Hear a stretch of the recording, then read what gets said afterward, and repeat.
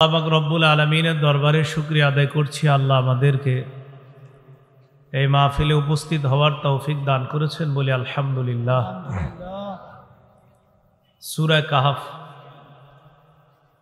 103 নম্বর আয়াতে কারিমা থেকে তেলাওয়াত করলাম।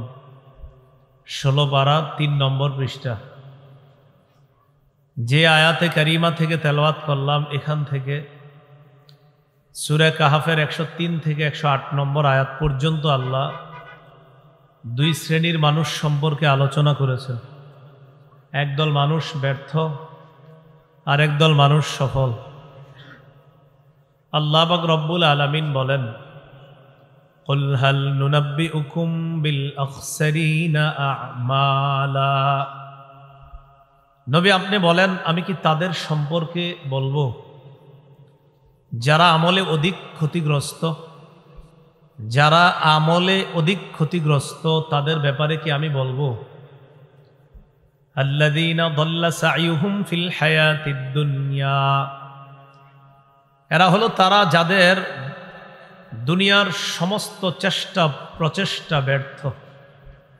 এরা তারা যাদের দুনিয়ার সমস্ত চেষ্টা প্রচেষ্টা ব্যর্থ।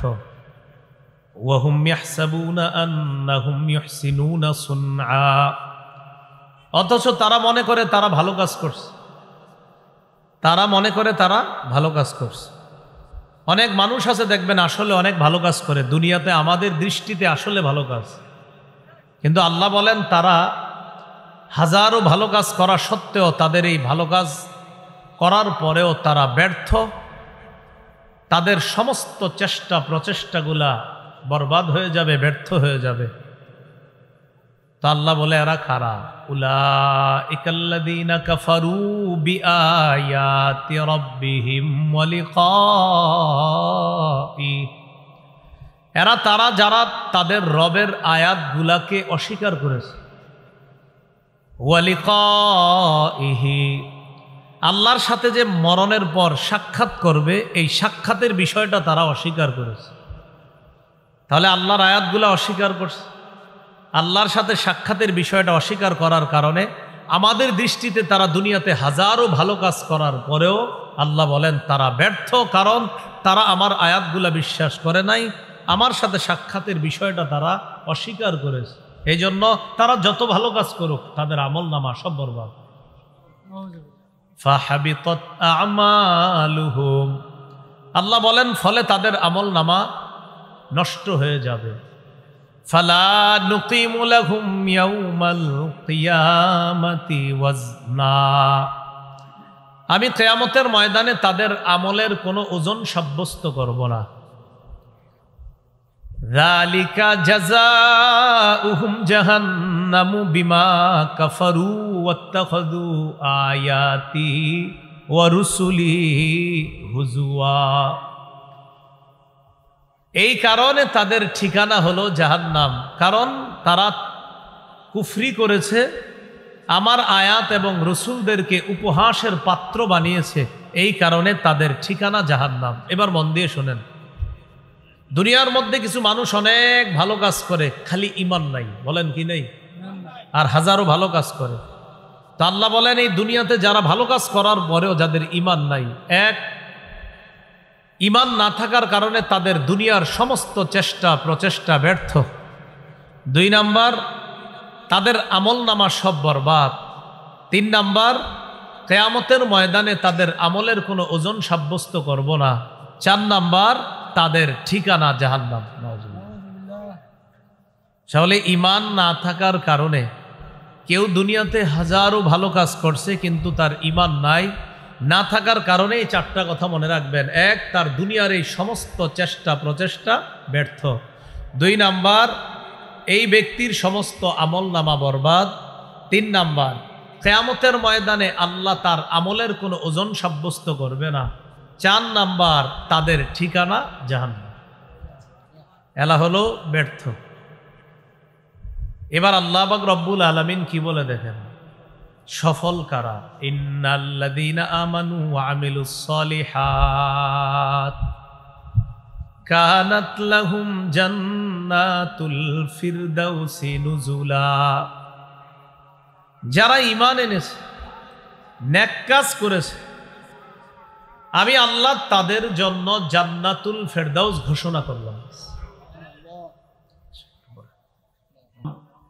সফল কারা? যাদের মধ্যে দুইটা গুণ থাকবে তারা সফল। আল্লাহ বলেন, ইন্নাল্লাযীনা আমানু ওয়া আমিলুস সলিহাত, যারা ঈমান আনে, নেক কাজ করে, কানাত লাহুম জান্নাতুল ফিরদাউসি নুজুলা, তাদের জন্য মেহমানখানা হিসাবে রয়েছে জান্নাতুল ফিরদাউস। কেমন জান্নাতুল ফিরদাউস আর মেহমানখানা কেমন? খালিদিনা ফিহা, যেখানে তারা চিরস্থায়ীভাবে বসবাস করবে। দেখেন পৃথিবীতে মেহমানখানা হয় কেমন? পৃথিবীর মেহমানখানা ক্ষণস্থায়ী, কিছুক্ষণ থাকবেন পরে চলে যাবেন। কিন্তু আল্লাহ মেহমানখানা হিসাবে যে জান্নাতুল ফেরদাউস দান করবেন, ওই মেহমানখানা এটা ক্ষণস্থায়ী নয়, বরং সেটা চিরস্থায়ী মেহমানখানা। দুনিয়ার মেহমানখানা থেকে মানুষ কিছুদিন পরে আবার চলে আসতে চায়। আল্লাহ বলেন, জান্নাতুল ফেরদাউস নামক যে মেহমানখানা, লা ইয়াবগুনা আনহা হিওয়ালা, সেখান থেকে কেউ অন্য কোথাও স্থানান্তর হওয়া কামনাই করবে না, বরং ওই মেহমানখানায় সে চিরদিন বসবাস করার ইচ্ছা করবে। তাহলে সফল কারা? যাদের দুই গুণ, ঈমান এবং নেক কাজ। ঈমান কাকে বলে?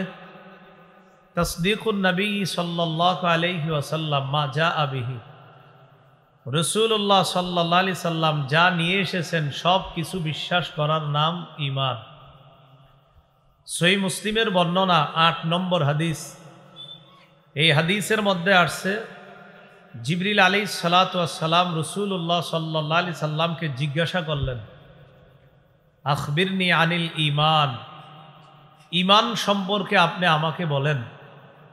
রাসূলুল্লাহ সাল্লাল্লাহু আলাইহি সাল্লাম বললেন, আন তুমিনা বিল্লাহ ওয়া মালাইকাতিহি ওয়া কুতুবিহি ওয়া রুসুলিহি ওয়াল ইয়াউমিল আখির, তুমি আল্লাহকে বিশ্বাস করা, ফেরেশতাদেরকে বিশ্বাস করা, আল্লাহর সমস্ত কিতাব বিশ্বাস করা, সমস্ত নবী রাসূলদেরকে বিশ্বাস করা, ওয়াল ইয়াউমিল আখির, আখিরাতের দিবস বিশ্বাস করা, ওয়াল বাসি বাদাল মাউত, মরণের পর পুনরুত্থান করবে আল্লাহ, এটা বিশ্বাস করা, ওয়াল জান্নাহ, জান্নাত, ওয়ান নার, জাহান্নাম, এগুলা বিশ্বাস করা, ওয়াল হিসাব, হিসাব বিশ্বাস করা, এরপরে ওয়াল মিজান, ওজনের পাল্লা স্থাপন করা হবে, এই ওজনের পাল্লা, এটাকে বিশ্বাস করা, ওয়াল কদরি কুল্লিহি খাইরিহি ওয়া শাররিহি মিনাল্লাহি তাআলা, ভালো মন্দ সব আল্লাহর পক্ষ থেকে হয়, এই কথা বিশ্বাস করা, এটার নাম ঈমান। বলেন তো কয় গুণওয়ালা মানুষ সফল হবে? ঈমান এবং নেক কাজ। ঈমান আনতে হবে, নেক কাজ করতে হবে। ওয়া আমিলুস সলিহাত, এবং যারা নেক কাজ করে। নেক কাজ আবার প্রকাশ্যে হতে পারে, গোপনে হতে পারে। প্রকাশ্যে নেক কাজ যেমন ফজর, জোহর, আসর, মাগরিব, এশা, এগুলা সবার সামনে মসজিদে জামাতে পড়া, এটা প্রকাশ্যে নেক কাজ। হজ করা প্রকাশ্যে নেক কাজ। মাদ্রাসার ছাত্ররা হেফজখানায় বৈশা কোরআন তেলাওয়াত করা, এটা প্রকাশ্যে নেক কাজ। উলামায়ে কেরাম মাদ্রাসার ছাত্রদেরকে পড়ানো আর তাদের পড়া শোনা, এটা প্রকাশ্যে নেক কাজ। কিছু নেক কাজ আছে গোপনে নেক কাজ। গোপনে যেই নেকের কাজগুলা, এগুলা আমাদের বাড়ানোর চেষ্টা করা। আল্লাহ তৌফিক দান করেন, আমিন। রাসূলুল্লাহ সাল্লাল্লাহু আলাইহি সাল্লামের একজন সাহাবী নাম জুবাইর ইবনুল আওয়াম রাদিয়াল্লাহু তাআলা, তিনি বলেন, মান ইসতাতাআ মিনকুম আন তাকুনা লাহু খাবিআতুম মিন আমালিন সালিহ ফালইফআল, তোমাদের মধ্যে কেউ যদি গোপনে নেক কাজ করার বেশি সুযোগ পাও, সেজন্য এই সুযোগটা কাজে লাগায়। তোমাদের কেউ গোপনে নেক কাজ করার যদি সুযোগ পায়, সামর্থ্য রাখে, তাহলে সে যেন বেশি বেশি গোপনে নেক আমল করে। এর মানে কিন্তু আপনি প্রকাশ্যে নেক আমলগুলা গোপনে করবেন এমন না। পুরুষরা মসজিদে গিয়ে নামাজ পড়া, এটাই নিয়ম। এর মানে আপনি আবার এই নিয়ত করেন না যে আমি ফজরটা গোপনে ঘরে পড়বো না, এটা ফাজলামি। যেই কাজ আল্লাহ প্রকাশ্যে করতে বলছে সেটা প্রকাশ্যে করাটাই জরুরি। গোপনে নেক কাজ কোনগুলা? সেগুলা হলো যেগুলা নফল ইবাদত। কি ইবাদত? নফল। এগুলা গোপনে করা উত্তম। আবু হাজেম রহমতুল্লাহি আলাইহি বলেন, উক্তুম হাসানাতিকা আশাদ্দা মিম্মা তাকতুমু সাইয়্যাতিক। তুমি তোমার খারাপ বিষয়গুলা যতটা গোপন করে রাখো, এর চাইতে বেশি গোপন করবা তোমার গোপনীয় নেক কাজগুলা। তুমি তোমার গুনাহের কাজগুলা কাউরে বলতে চাও না, তোমার বদ অভ্যাসগুলা তুমি কিন্তু কাউকে বলতে চাও না। তোমার যে বদ অভ্যাস, তোমার খারাপ কাজগুলা যেমন তুমি লুকায়া রাখো, এর চাইতে বেশি লুকিয়ে রাখবা তোমার গোপন ইবাদতগুলা। গোপন ইবাদত বাড়ানোর উপায় কি? আমি আপনাদের সামনে 6টা উপায় বলবো, একটু মনে রাখেন। বলেন কয় উপায়?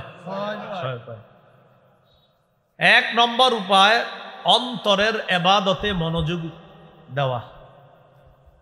2 নম্বর উপায়, অন্তরের ইবাদতে তো প্রথমে মনোযোগ দেওয়া। 2 নাম্বার, সৎ আমলের নিয়ত করা। বলেন তো 2 নাম্বার কিসের নিয়ত করা? নিয়তের সম্পর্ক কি বাহ্যিক অবস্থার সাথে না কলবের সাথে?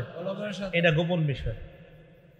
3 নাম্বার, বলেন গোপনে বেশি বেশি দোয়া করা। 4, বলেন গোপনে বেশি বেশি জিকির করা।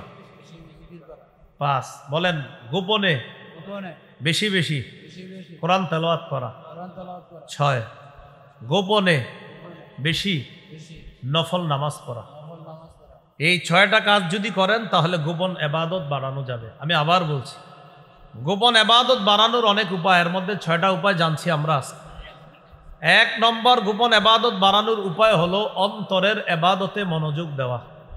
2 নাম্বার উপায়, সৎ আমলের নিয়ত করা। 3 নাম্বার, গোপনে বেশি বেশি আল্লাহর কাছে দোয়া করা। 4 নাম্বার, গোপনে বেশি বেশি আল্লাহর জিকির করা। 5 নাম্বার, গোপনে কোরআন তেলাওয়াত করা। 6 নাম্বার, গোপনে বেশি বেশি নফল নামাজ পড়া। 1 নাম্বার কি ছিল বলেন তো? অন্তরের ইবাদতে মনোযোগ দেওয়া।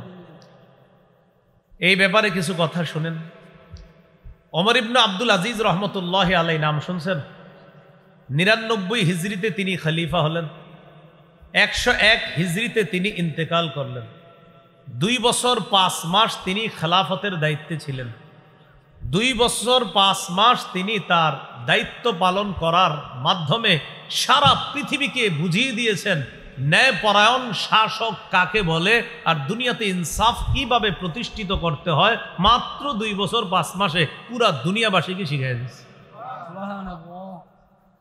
এই ওমর ইবনে আব্দুল আজিজ রহমতুল্লাহি আলাইহি জুমার নামাজের দিন মিম্বরে দাঁড়ায়া তিনি বলতেন, ইয়া আইয়ুহান নাস আসলিহু আখিরাতাকুম ইউসলিহিল্লাহু লাকুম দুনিয়াকুম। হে মানুষ, তোমরা তোমাদের আখিরাতকে সংশোধন করো, আখিরাতকে পরিশুদ্ধ করো, তোমাদের দুনিয়াটা আল্লাহ পরিশুদ্ধ করে দিবেন। সুবহানাল্লাহ। ওয়া আসলিহু সারাইরাকুম ইউসলিহিল্লাহু লাকুম আলানিয়াতাকুম। ও মানুষ, তোমরা তোমাদের গোপন বিষয়গুলা বেশি বেশি পরিশুদ্ধ করো, তোমাদের প্রকাশ্য বিষয়গুলা আল্লাহ পরিপাটি করে দিবেন। সুবহানাল্লাহ। এটা হলো অন্তরের ইবাদতে মনোযোগ দেওয়া, গোপন বিষয়গুলাতে মনোযোগ দেওয়া। ইমাম শাফি রহমতুল্লাহি আলাইহি বলেন, এখন যে কথাটা বলবো পারলে লিখে রাখেন, এটা পকেটে রেখে দিবেন। ইমাম শাফি বলেন, আসাদুল আমালি সালাসা, পৃথিবীতে 3টা আমল করা সবচেয়ে কঠিন। বলেন পৃথিবীতে কয় আমল সবচেয়ে কঠিন? কিন্তু কঠিন হইলেও আমরা ইনশাল্লাহ করব। বলেন 1 নম্বর, আল জুদু মিন কিল্লাহ, টাকা পয়সা কম থাকলে দান সৎকা করা কঠিন। আপনার ঘরে 2টা খেজুর আছে, এই মুহূর্তে একজন ভিক্ষুক আইসা কয় কিছু দেন, ঘরে কিচ্ছু নাই, 2টা খেজুর আছে, ওই মুহূর্তে একটা খেজুর দেওয়া খুব কঠিন। পকেটে 5 টাকা আছে, ভিক্ষুক কয় কিছু দান করেন, আর কিচ্ছু নাই আপনার কাছে, ওই মুহূর্তে 2 টাকা দিবেন, টেনশনে বললেন 2 টাকা দিলে থাকবে আর 3 টাকা, খুব টেনশন। তো ইমাম শাফি বলেন, অর্থের অবস্থা কম থাকলে, হালাত খারাপ থাকলে ওই মুহূর্তে দান সৎকা করা খুব কঠিন। 2 নাম্বার, ওয়াল ওয়ারউ ফি খালওয়া, নির্জনে আল্লাহকে ভয় করা খুব কঠিন, নির্জনে আল্লাহকে ভয় করা কঠিন। এখানে আমরা যারা আছি সামনে দেখেন এই জায়গায় কেউ গুনাহ করতেছে না, কারণ সবাই এখানে একটা এমন পরিবেশে আছি যে পরিবেশটা গুনাহের পরিবেশ না। কিন্তু দেখেন যখন আপনি দরজার আড়ালে আছেন, দরজাটা বন্ধ করে দিলেন, ওই মুহূর্তে আপনার ডান পাশে ইলেকট্রনিক মিডিয়া আছে, মোবাইল আছে, বাম পাশে ল্যাপটপ আছে। ওই মুহূর্তে ইবলিস আপনাকে বলছে একটা নাটক সিনেমা দেখো, কেউ দেখবে না, তোমার আব্বা আম্মা দেখবে না, কেউ দেখবে না। ওই মুহূর্তে চিন্তা করলেন আমার আল্লাহ আমারে দেখতেছে। ওই মুহূর্তে নির্জনে আল্লাহরে ভয় করা খুব কঠিন। ইমাম শাফি বলেন সবার সামনে আল্লাহরে ভয় করা তো সহজ, কিন্তু একা যখন থাকো, নির্জনে যখন থাকো, ইবলিস যখন তোমারে কঠিন ধোঁকা দেয়, তখন আল্লাহকে গোপনে ভয় করা খুব কঠিন। আমরা করবো ইনশাআল্লাহ। আমরা যখন একাকী থাকি তখন আমরা গুনাহ করব না। তাহলে এক নাম্বার, অর্থনৈতিক অবস্থা যদি খারাপ থাকে ওই মুহূর্তে দান সৎকা করা কঠিন। 2 নাম্বার, ওয়াল ওয়ারউ ফি খালওয়া, নির্জনে আল্লাহকে ভয় করা খুব কঠিন। 3, ওয়া কালিমাতু হাক্কিন ইনদা মান ইউরজা, যার কাছে কিছু আশা করা হয় তার সামনে হক কথা বলা খুব কঠিন। বস 100টা ভুল করার পরেও বসে কয় আমি কি তোমাদের সাথে কখনো খারাপ আচরণ করেছি? কয় না, আপনি সব ঠিক করেন। কেন? কারণ বসেরে যদি কিছু উল্টাপাল্টা বলি বা বসেরে যদি বলি আপনার ওই কাজটা ভুল, ওই কাজটা ভুল, আমার প্রমোশন হবে না, আমার উন্নতি হবে না। তাই বস হাজারো ভুল করলে আমি বলি সব ঠিক। কালিমাতু হাক্কিন ইনদা মান ইউরজা, যার কাছে কিছু আশা করা হয় তার সামনে হক কথা বলা খুব কঠিন। আপনাকে কেউ আসছে হাদিয়া দেওয়ার জন্য, আপনি জানেন ওর পকেটে সব সুদের টাকা। এই মুহূর্তে আপনি চিন্তা করলেন এই লোক যে কি বলে আইসা আল্লাহ জানে, তো আইসা বলতেছে হুজুর আমার ব্যবসাটা এই অবস্থা, এটা কি সুদ? তা আপনি দেখলেন কোরআন সুন্নাহ মোতাবেক এটা সুদ। চিন্তা করলেন যদি বলি সুদ তাহলে তো হাদিয়া বের হবে না। তাহলে যার কাছ থেকে কিছু আশা করা হয় তার সামনে হক কথা বলা দুনিয়ার সবচেয়ে কঠিন কাজ। তাহলে দুনিয়ার সবচেয়ে কঠিন কাজ কয়টা? 3টা। 1 নাম্বার, টাকা পয়সা কম থাকলে দান সৎকা করা। 2 নাম্বার, নির্জনে আল্লাহকে ভয় করা। 3 নাম্বার, কারো কাছ থেকে কিছু আশা করলে তার সামনে হক কথা বলা। বাকি আমরা এই 3টা করবো ইনশাআল্লাহ। আমরা কম থাকলেও দান করার চেষ্টা করব, নির্জনে আল্লাহকে ভয় করব, যার তার সামনে ইনশাআল্লাহ হক কথা বলার চেষ্টা করব ইনশাআল্লাহ। আল্লাহ তৌফিক দান করে। আমিন। গোপন ইবাদত বাড়ানোর উপায় কয়টা জানবো? 6টা। 1 নাম্বার গেল এই অন্তরের ইবাদতে মনোযোগ দেওয়া। তো আমরা এই জায়গায় মূল আলোচনা, গোপনে আল্লাহরে ভয় করা, এটা হলো অন্তরের একটা ইবাদত। কারণ গোপনে আল্লাহরে যখন ভয় করবেন কেউ দেখবে না, তখন কলবের মধ্যে যদি তাকওয়া থাকে আল্লাহরে ভয় করা সহজ। 2 নম্বর, সৎ আমলের নিয়ত করা। বলেন কি করা? সৎ আমলের নিয়ত করা। নিয়তের সম্পর্ক বাহ্যিক অবস্থার সাথে না আভ্যন্তরীণ? আভ্যন্তরীণ আমার অন্তর জানে। সহিহ মুসলিম হাদিস 1909 নম্বর হাদিস, 1909 নম্বর হাদিস, মাদ্রাসা পাঠ্যপুস্তক অনুসারে হাদিস সংখ্যা হবে 3033টা। এই হাদিসের মধ্যে আসছে রাসূলুল্লাহ সাল্লাল্লাহু আলাইহি সাল্লাম বলেন, মান সাআলাল্লাহা শাহাদাতা বিসিদকিন বাল্লাগাহুল্লাহু মানাজিলাশ শুহাদা ওয়া ইন মাতা আলা ফিরাশিহি। রাসূলুল্লাহ সাল্লাল্লাহু আলাইহি সাল্লাম বলেন, কেউ যদি মন থেকে শহীদ হওয়ার কামনা করে, কাদের কাদের নিয়ত আছে? আল্লাহ কবুল করেন, আমিন। কেউ যদি মন থেকে শাহাদাত চায়, মন থেকে যদি আল্লাহর কাছে শাহাদাত কামনা করে, ওই ব্যক্তি যদি তার ঘরের বিছানার মধ্যেও মারা যায়, আল্লাহ তাকে শহীদদের মর্যাদায় পৌঁছায় দেন। সুবহানাল্লাহ। বুঝছেন সুবহানাল্লাহ বলছেন? আবার বলছি, কেউ মন থেকে চাইছে আল্লাহ আমি শহীদ হব, মারা গেছে ঘরে, কিন্তু তার তামান্না ছিল শহীদ হব। বাল্লাগাহুল্লাহু মানাজিলাশ শুহাদা ওয়া ইন মাতা আলা ফিরাশিহি। সে যদি তার ঘরের বিছানায়ও মারা যায়, নিয়ত যে খাঁটি দিলে করেছে শাহাদাতের, আল্লাহ তাকে শহীদদের মর্যাদায় মাকামে পৌঁছায় দেন। তাহলে 2 নাম্বার, গোপন ইবাদত বাড়ানোর উপায় সৎ আমলের নিয়ত করা, খাঁটি নিয়ত কলব থেকে করা। রাসূলের সাহাবী আবু মুসা আশআরী রাদিয়াল্লাহু তাআলা আনহু বলেন, নিয়াতুল মুমিনি খায়রুম মিন আমালি, ইন্নাল্লাহা লা ইউতিল আবদা আলা নিয়াতিহি মা লা ইউতিহি আলা আমালিহি। নবীর সাহাবী আবু মুসা আশআরী রাদিয়াল্লাহু তাআলা আনহু বলেন, মুমিনের নিয়ত তার আমলের চাইতে উত্তম। সুবহানাল্লাহ। মুমিনের নিয়ত তার আমলের চাইতে উত্তম। আল্লাহ তার বান্দাকে আমলের কারণে যেই সওয়াব দান করে, বিশুদ্ধ নিয়তের কারণে এর চাইতে বেশি সওয়াব দান করে। কেন? ওয়াযালিকা ইন্নান নিয়াতা লা রিয়া ফিহা ওয়াল আমালা ইউখালিতুহুর রিয়া। আবু মুসা আশআরী বলেন, বিশুদ্ধ নিয়তের মধ্যে রিয়া থাকে না, লোক দেখানোর উদ্দেশ্য থাকে না, লৌকিকতার উদ্দেশ্য থাকে না। লোক দেখানোর নিয়ত না থাকার কারণে, বিশুদ্ধ নিয়তের কারণে সওয়াব বেশি হয়। কিন্তু আমলের মধ্যে রিয়া আসার সম্ভাবনা থাকার কারণে সওয়াব আল্লাহ দেয় ঠিক, কিন্তু বিশুদ্ধ নিয়তের কারণে সওয়াবটা আল্লাহ বেশি দেয়, কারণ সেখানে রিয়া থাকে না, লোক দেখানোর উদ্দেশ্য থাকে না। কিন্তু আমলের সওয়াবও আল্লাহ দেয়। কিন্তু এখানেও মানুষ একটু চিন্তা করে, আমার মনে হয় আমলটা খুব সুন্দর হইতেছে, এটা আইসা পড়তে পারে তার মনের মধ্যে, রিয়ার একটু সম্ভাবনা আমলে আসে, কিন্তু বিশুদ্ধ নিয়তের মধ্যে কোনো রিয়ার সম্ভাবনা নাই। তাই বিশুদ্ধ নিয়তের সওয়াবটা বান্দার কোনো ক্ষেত্রে আমলের চেয়ে আল্লাহ বেশি দান করে। তাহলে নিয়তের সম্পর্ক কলবের সাথে, দিলের সাথে। এই জন্য গোপন ইবাদত বাড়ানোর দ্বিতীয় উপায় সৎ আমলের নিয়ত করা। আল্লাহ আমাদের সকলকে বিশুদ্ধ নিয়ত করার তৌফিক দান করেন। আমিন। সহিহ বুখারীর বর্ণনা ৭৫০১ নম্বর হাদিস। এই হাদিসটার না হাদিসে কুদসি বলেন। হাদিসের নাম কি? হাদিসে কুদসি। হাদিসে কুদসি মানে আল্লাহর বক্তব্য, নবীজি আমাদেরকে জানায় দিবে। قال رسول الله صلى الله عليه وسلم قال الله عز وجل في الحديث القدسي إذا أراد عبدي أن يعمل سيئة فلا تكتبوها عليه حتى يعملها।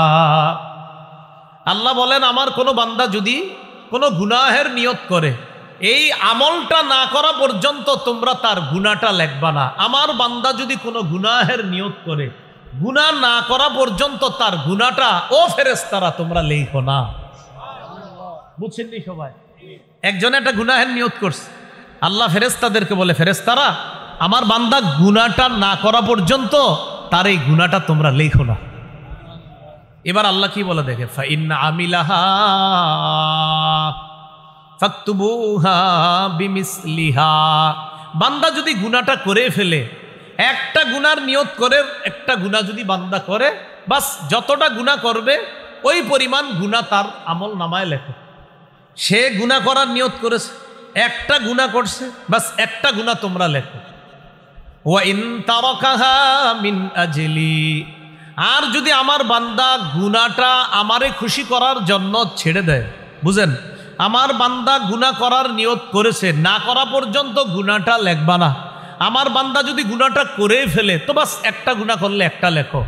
আর যদি বান্দা আমাকে খুশি করার জন্য গুনাহটা ছেড়ে দেয়, ফাকতুবুহা লাহু হাসানা, আমার বান্দার আমল নামায় একটা নেকি লিপিবদ্ধ করে দেয়। সুবহানাল্লাহ। দেখছেন, গুনাহর নিয়ত করছেন, গুনাহটা আল্লাহরে খুশি করার জন্য করেন নাই, কাছাকাছি চলে গেছেন গুনাহ করার, আমি আল্লাহর জন্য আমি গুনাহটা করব না। গুনার নিয়ত কইরা শুধু গুনাহটা ছাড়ছেন আল্লাহরে খুশি করার জন্য। আল্লাহ কয় আমারে খুশি করার জন্য গুনাহ করে নাই, বাস এটার জন্য তারা একটা সওয়াব দিয়ে দাও। সুবহানাল্লাহ। ওয়া ইযা আরাদা আইয়া আমালা হাসানা, আমার বান্দা যদি কোনো নেক আমলের নিয়ত করে, ফাকতুবুহা লাহু হাসানা, নেক আমলের নিয়ত করার সাথে সাথে একটা সওয়াব লিখে দিবে। ফাইন আমিলাহা,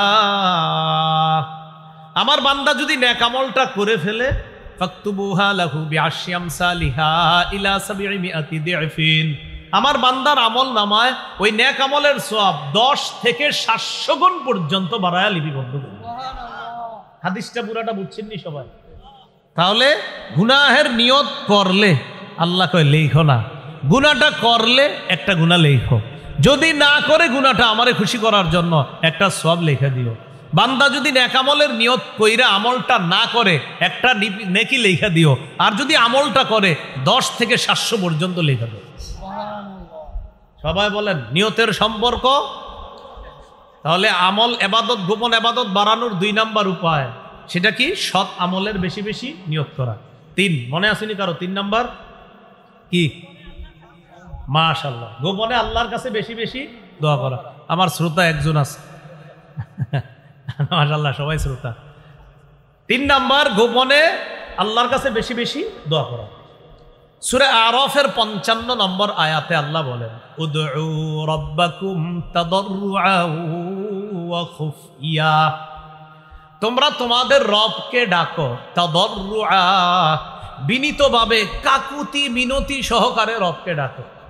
আমরা রবকে ডাকি কিভাবে দেখেন, আমার দিকে তাকান, হাত উঠাই এমন করি, এই তুইও তোল, মানে কি মনে কর ধরছি না, এই হাত উঠা, গলা চুলকায়, হাত চুলকায়, পা চুলকায়, রবের সাথে কি তামাশা করতেছি না?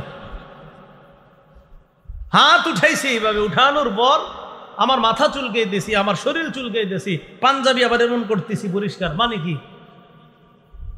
একটু বলেন না সবাই, হাতটা কার কাছে তুলছি?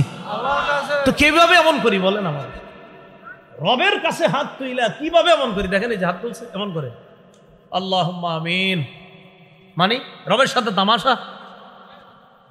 আপনার মাথায় একবার আনেন কথাটা যে আমি কার দরবারে হাত তুলছি। ওই সময় এমন দেখেন, এমন করেন, দেখবেন আপনি আজকেও পাবেন, মসজিদে খুঁজছেন এমন করে, আল্লাহুম্মা আমিন, মানে উনি খুব কষ্টে হাত তুলছে, ওনার মন চাইতেছে না তুলতে, এই জন্য বুঝায় আল্লাহ মাফ করে দেন, মানে কি? এগুলা কি ভাই? এগুলা দেখছেননি? অলস এমন করে। সাবধান, আল্লাহর সাথে এই জাতীয় তামাশা করবেন না। বলেন আমরা এগুলা করব না, সবাই বলেন ইনশাআল্লাহ, বলেন ইনশাআল্লাহ, ইনশাআল্লাহ, বলেন বিনীত ভাবে, কাকুতি মিনতি সহকারে আল্লাহর কাছে দোয়া করুন, আল্লাহ তৌফিক দান করেন, আমিন। তো আল্লাহ বলেন তোমরা তোমাদের রবকে ডাকো, রবের কাছে দোয়া করো, তাদাররুআ ওয়া খুফিয়া, বিনীত ভাবে, ওয়া খুফিয়া, এবং চুপি সারে আল্লাহর কাছে দোয়া করো। সূরা মারিয়ামের 3 নম্বর আয়াত, জাকারিয়া নবীর গোপন দোয়ার প্রশংসা করে আল্লাহ কোরআনে বলছে, ইয নাদা রাব্বাহু নিদাআন খাফিয়া, যখন জাকারিয়া নবী তার রবকে ডেকেছে, রবের কাছে দোয়া করেছে, নিদাআন খাফিয়া, গোপন দোয়া, চুপি সারে দোয়া করেছে, আল্লাহ এই দোয়াটা খুব পছন্দ করছে, তাই কোরআনে জাকারিয়া নবীর দোয়ার কথা আল্লাহ উল্লেখ করে দিয়েছে। জাকারিয়া নবী চুপি সারে আল্লাহর কাছে আস্তে কায়মনো বাক্যে দোয়া করেছে। মুফাসসিরিনে কেরাম এটাই লিখেছেন, হাকাযা ইউস্তাহাব্বু আইয়াকুনা লাহু যিকর লা ইয়াকুনু লাহু নিদাআন ওয়ালা জাহরান বালিগা। দোয়া তো এইভাবেই হবে, আল্লাহর স্মরণ তো এইভাবেই হবে যে আল্লাহরে কাকুতি মিনতি সহকারে মাঝে মাঝে কিছু সময় আস্তে আস্তে রবের সাথে সম্পর্ক কায়েম করা, এইভাবে মাঝে মাঝে সবার উচিত দোয়া করা। আল্লাহ আমাদের সকলকে তৌফিক দান করুন, আমিন। সহিহ মুসলিমের বর্ণনা, ক্বালা রাসূলুল্লাহ সাল্লাল্লাহু আলাইহি ওয়াসাল্লাম, ইরবাউ আলা আনফুসিকুম, নবীজি বলেন তোমরা তোমাদের প্রতি সদয় হও। তোমরা যখন আল্লাহর কাছে দোয়া করো, নিজেদের প্রতি একটু সদয় হও, সুন্দরভাবে বিনীতভাবে দোয়া করবা। কয় কেন? ফাইন্নাকুম লাইসা লা তাদউনা আসাম্মা ওয়ালা গাইবা, কয় তোমরা এমন রবকে ডাকো না যেই রব বধির আর যেই রব অনুপস্থিত, এমন রবকে ডাকো না, তোমরা এমন রবকে ডাকো।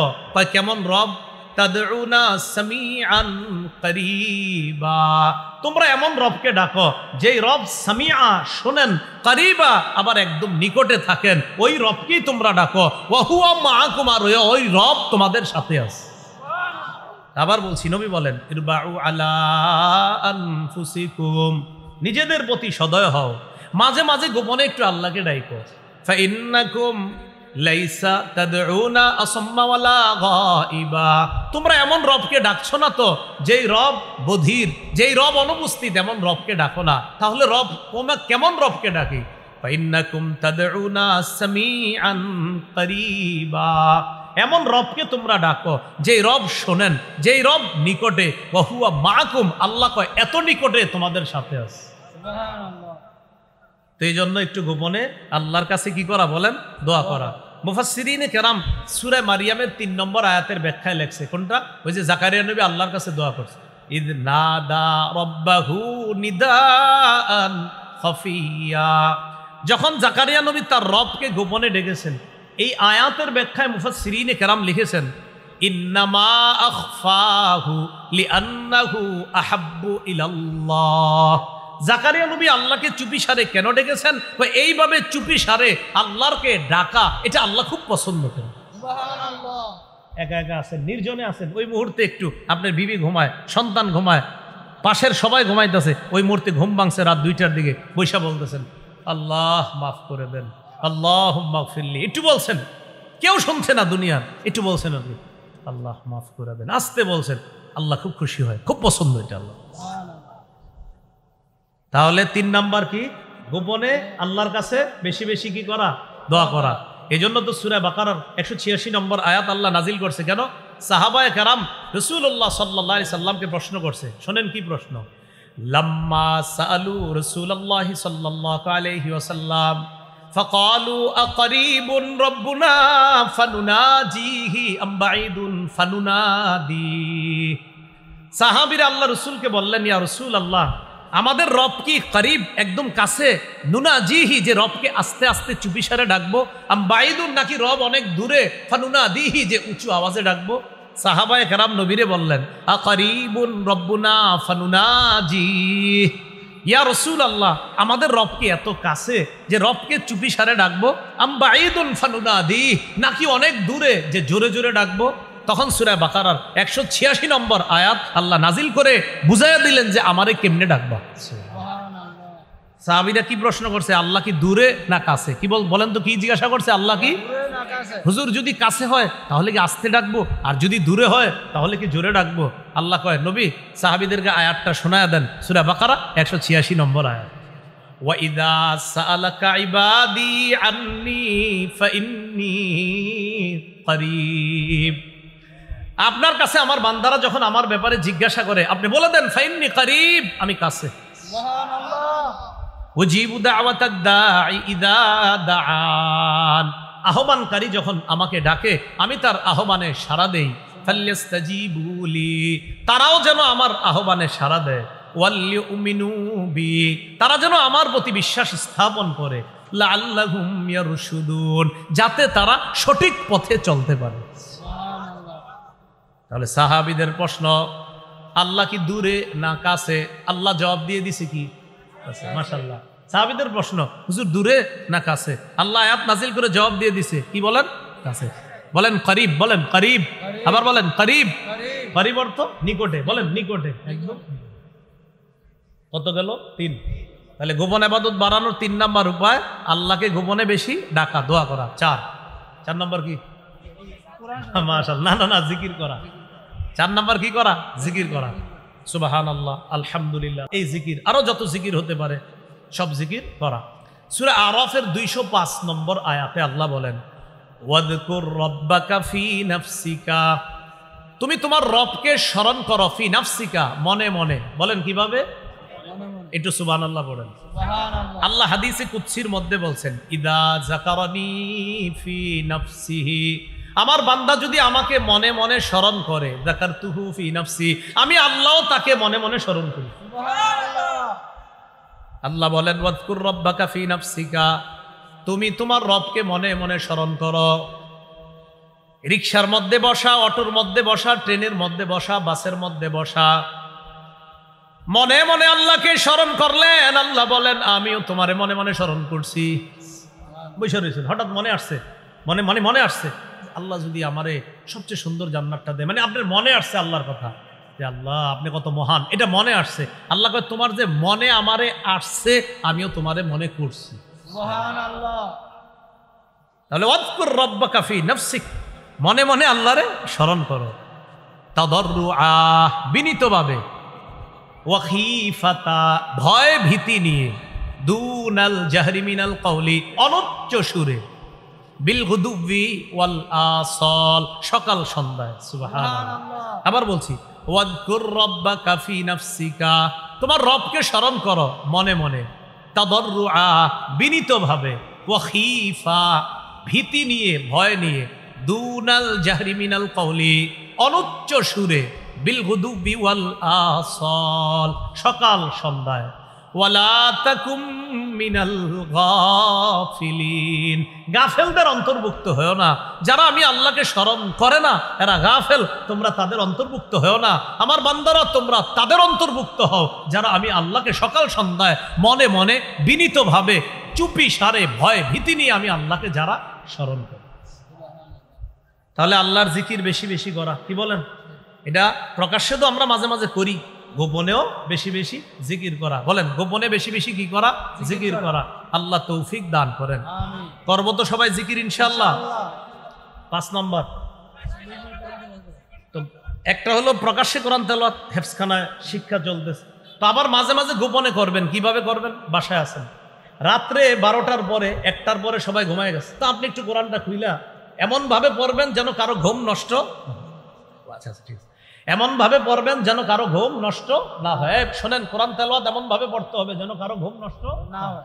তো রাতে উঠছেন আপনি, একটু খুলেন না কোরআনটা, খুইলে আপনি একটু তেলাওয়াত করেন আর মনে মনে একটু আনেন। এখন আপনাদের মনে কথাটা দিই, দেখেন রাত 12টা 1টার দিকে আপনি একটু কোরআন খুললেন, কোরআন খোলার পর কোরআন তেলাওয়াত করতেছেন, সারা পৃথিবী ঘুমাইতেছে, আপনি কোরআন পড়তেছেন, মানে আল্লাহর কথাগুলা ওই সময় আপনার মুখে উচ্চারণ হচ্ছে যখন আশেপাশের সবাই ঘুমায়। সুবহানাল্লাহ। কোরআনের কথা কার? আল্লাহ। বলেন কোরআনের কথা কার? আল্লাহ। একটু চিন্তা করেন তো, বিবিও ঘুমায়, সন্তান ঘুমায়, আর আপনি আপনার রবরে নিয়ে পড়ে আছেন। তো 5 নাম্বার, গোপনে একটু কোরআন তেলাওয়াত করা। তিরমিজির বর্ণনা 1333 নম্বর হাদিস, 1333, 1333 কয়টা হয়? 1333। ক্বালা রাসূলুল্লাহ সাল্লাল্লাহু আলাইহি ওয়াসাল্লাম, আল জাহিরু বিল কুরআন কাল জাহিরি বিস সাদাকা ওয়াল মুসিররু বিল কুরআন কাল মুসিররি বিস সাদাকা। যে ব্যক্তি প্রকাশ্যে কোরআন তেলাওয়াত করে সে কেমন যেন প্রকাশ্যে সদকা করে, যে গোপনে কোরআন তেলাওয়াত করে সে কেমন যেন গোপনে দান সদকা করে। তাহলে প্রকাশ্যে তেলাওয়াত প্রকাশ্যে সদকার মতো, গোপনে তেলাওয়াত গোপনে সদকার মতো। তেলাওয়াত করবেন ইনশাআল্লাহ। তাহলে এটা হলো 5 নাম্বার, গোপনেও একটু কোরআন তেলাওয়াত করা। 6 নাম্বার, গোপনে নফল নামাজ বেশি বেশি পড়া। আল্লাহ আমাদেরকে গোপনে নফল নামাজ একটু বেশি পড়ার তৌফিক দান করেন। ক্বালা রাসূলুল্লাহ সাল্লাল্লাহু আলাইহি ওয়াসাল্লাম, সালাতুর রাজুলি তাতাওয়ুআন হাইসু লা ইয়ারাহুন নাস তা'দিলু সালাতাহু আলা আ'য়ুনিন নাস 25। রাসূলুল্লাহ সাল্লাল্লাহু আলাইহি সাল্লাম বলেন, মানুষের সামনে 25 বার নফল নামাজ পড়া আর গোপনে 1 বার নফল নামাজ পড়া সমান। সুবহানাল্লাহ। হ্যাঁ, মানুষের সামনে 25 বার আর গোপনে 1 বার নফল নামাজ পড়া। বুঝছেননি সবাই? আমগো সামনে আপনি পড়ছেন 25 বার, গোপনে ওই নামাজই পড়ছেন 1 বার। নবীজি বলেন 1 বার গোপনে নফল নামাজ মানুষের চোখের সামনে 25 বার পড়ার সমান। সুবহানাল্লাহ। নফল নামাজ পড়বেন ইনশাআল্লাহ। ইনশাআল্লাহ। বাকি এই জায়গায় একটা কথা আছে, অনেক মসজিদে কি করে জুমার নামাজ পড়া অনেকে বাইরে হয়ে যায়, বাইরে কয় হুজুর সুন্নত ঘরে পড়া উত্তম, পড়েননি আপনি না, পড়লে উত্তম। কিন্তু ভাই যারা আপনারা পড়েন না, আপনারা আল্লাহর রাস্তায় মসজিদই পড়েন, কারণ আপনি তো বাসায় গিয়ে পড়বেন না। যদি বাসায় গিয়ে পড়েন তাহলে ঠিক আছে, মানে হ্যাঁ বুঝায় কয় হুজুর সুন্নত তো ঘরে পড়া উত্তম, তা আপনি সাথে সাথে বলবেন পড়ছেন না, তখন বলবেন না একটু ব্যস্ততা ছিল তাই পড়ি নাই। আপনি বলবেন আল্লাহর রাস্তায় আপনি আর মসজিদে বেরোয়েন না, ওখানেই সব পড়বেন। তাহলে নফল কাদের জন্য? যাদের আসলেই ঘরে নামাজ পড়ার অভ্যাস আছে, যাদের আসলেই ঘরে নামাজ পড়ার কি আছে বলেন? অভ্যাস আছে। তিরমিজির বর্ণনা 3579 নম্বর হাদিস, রাসূলুল্লাহ সাল্লাল্লাহু আলাইহি সাল্লাম বলেন, আকরাবু মা ইয়াকুনু রাব্বু মিনাল আবদি, আকরাবু মা ইয়াকুনু রাব্বু মিনাল আবদি। রাসূলুল্লাহ সাল্লাল্লাহু আলাইহি সাল্লাম বলেন, মানুষ যে নফল ইবাদত করে, নফল নামাজ গোপনে পড়ে, মানুষ যে নফল নামাজ গোপনে পড়ে, এর মধ্যে শেষ রাতে যদি গোপনে কেউ তাহাজ্জুদ পড়ে, ওই ব্যক্তি তাহাজ্জুদের মাধ্যমে আল্লাহর সবচেয়ে নিকটবর্তী হয়ে যায়। সুবহানাল্লাহ। আমি আবার বলছি, আকরাবু মা ইয়াকুনু রাব্বু মিনাল আবদি ফি জাওফিল লাইলিল আখির। ভাই শেষ রাতে মানুষ যে তাহাজ্জুদ পড়ে, এই গোপন ইবাদতের মাধ্যমে বান্দা আল্লাহর সবচেয়ে কাছাকাছি হয়ে যায়। তখন নবীজি বলেন, ফাকুন অতএব তুমি তাদের অন্তর্ভুক্ত হও যে ওই সময় আল্লাহকে স্মরণ করে। রাসূল সাল্লাল্লাহু আলাইহি সাল্লাম বলেন, ইনিস্তাতাতা, যদি তুমি পারো, নবী বলেন ইনিস্তাতাতা, যদি তুমি পারো, আন তাকুনা মিম্মা ইয়াযকুরু ফি তিলকা সাআ ফাকুন, ওই সময় যারা আল্লাহকে গোপনে স্মরণ করে মানে তাহাজ্জুদ করে, তুমি যদি পারো তাদের অন্তর্ভুক্ত হইতে ও আমার উম্মত, তাহলে তুমি ওই রাতের তাহাজ্জুদ গুজারদের অন্তর্ভুক্ত হয়ে যাও। মনে থাকবে নি? বলেন সফল কয় গুণ ওলা? 2 গুণ। ঈমান এবং নেক কাজ। নেক কাজ আবার কয় ধরনের জানলাম? 2, প্রকাশ্যে গোপনে। গোপন ইবাদত বাড়ানোর কয় উপায়? 1 নাম্বার কলবের ইবাদতে মনোযোগী হওয়া, 2 নাম্বার শতামলের নিয়ত করা, 3 নাম্বার গোপনে আল্লাহর কাছে দোয়া করা, 4 নাম্বার গোপনে আল্লাহরে বেশি স্মরণ করা মানে জিকির করা, 5 নাম্বার গোপনে কোরআন তেলাওয়াত করা, 6 নাম্বার গোপনে নফল নামাজ পড়া। আজকে দুটুকুই থাক। আল্লাহ পাক রব্বুল আলামিন আমাদের সকলকে যে কথাগুলো শুনলাম বললাম আমল করার তৌফিক দান করেন। আমিন। ও আচ্ছা, আমি গাড়িতে যাইতে যাইতে যাদের মিম্বরের আমানত লাগবে, মিম্বরের আমানত সংগ্রহ করে নিতে পারবেন। এই কিতাবটা যারা সংগ্রহ করবেন, পুরুষ যারা আছেন নিজেরাও সংগ্রহ করবেন, ঘরের মা বোনদেরকেও কিতাবটা দিবেন। মিম্বরের আমানত, প্রথম খণ্ডে সন্তানের 64টা অধিকার, জামাই বউ পুরাটা মুখস্থ করে ফেলবেন। প্রথম খণ্ড সন্তানের 64টা অধিকার একদম মুখস্থ করবেন। দ্বিতীয় খণ্ড শিরিক বেদাত কুফুর তাওহীদ, তৃতীয় খণ্ড হালাল হারাম, চতুর্থ খণ্ড স্বামীর 24টি অধিকার, স্ত্রীর 19টি অধিকার। তো যাদের লাগবে ওরা নিয়ে এসেছে গাড়িতে, ওখান থেকে আপনারা সংগ্রহ করতে পারেন। আল্লাহ আমাদের সকলকে আজকে যে কথাগুলো শুনলাম বললাম আমল করার তৌফিক দান করেন। আমিন ওয়া আখিরু দাওয়ানা আলহামদুলিল্লাহ। ও আচ্ছা, শেষ আর কেউ নাই? আচ্ছা, এটা আলহামদুলিল্লাহ রাব্বিল আলামিন ওয়াল আকিবাতু লিল মুত্তাকিন ওয়াস সালাতু ওয়াস সালামু আলা সাইয়্যিদিল আমবিয়া ওয়াল মুরসালিন ওয়া আলা আলিহি ওয়া আসহাবিহি আজমাইন। রব্বানা যালামনা আনফুসানা ওয়া ইল্লাম তাগফির লানা ওয়া তারহামনা লানাকুনান্না মিনাল খাসিরিন। রব্বিরহামহুমা কামা রাব্বায়ানি সগীরা। আল্লাহ আমাদেরকে মাফ করে দেন, আল্লাহ আমাদেরকে মাফ করে দেন। আল্লাহ যারা অসুস্থ সুস্থ বানায়া দেন, যারা ঋণী ঋণ পরিশোধের ব্যবস্থা করে দেন, যারা অভাবী অভাব দূর করে দেন। আল্লাহ জিন্দেগির সব গুনাহ খাতাগুলো মাফ করে দেন। আল্লাহ আমাদের মধ্যে যারা অসুস্থ সকলকে সুস্থ বানায়া দেন। যাদের সামনে বসলাম, যারা আমাদের সামনে বসছে মাওলা, সবাইকে আবার একসাথে জান্নাতে দেখা করায়া দিয়েন। আল্লাহ সুন্নতে নববী এই মাদ্রাসাটিকে আপনি কবুল করে নেন। আল্লাহ এই মাদ্রাসাকে সুন্নতের মার্কাজ বানায়া দেন, সুন্নতের মার্কাজ বানায়া দেন।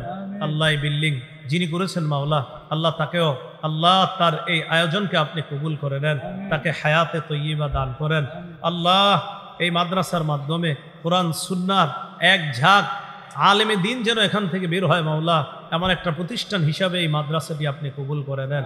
এলাকার সর্বস্তরের জনগণ, ছোট বড় বৃদ্ধ নারী পুরুষ সকলের অন্তরে মাদ্রাসার প্রতি মহাব্বত তৈরি করে দেন। আল্লাহ বিশেষ করে আজকে যে কথাগুলো জানলাম আমল করা, এটাই তো জীবনের সবচেয়ে বড় কাজ। বিশেষ করে 1 নাম্বার হলো ঈমান পরিশুদ্ধ, 2 নাম্বার আমলগুলা নেক কাজ।